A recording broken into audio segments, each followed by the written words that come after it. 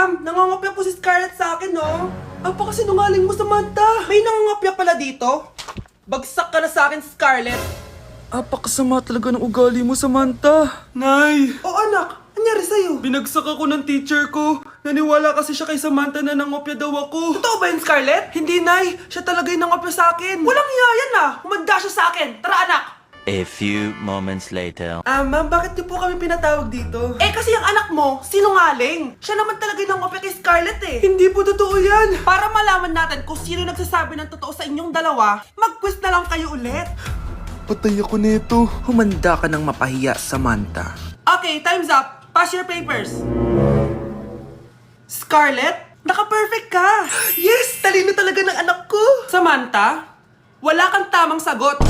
Ikaw talaga ang totoong nangungopya. Nakakahiya ka, Samantha. Humanda ka sa akin sa bahay. Tara! Huwag po, Nay.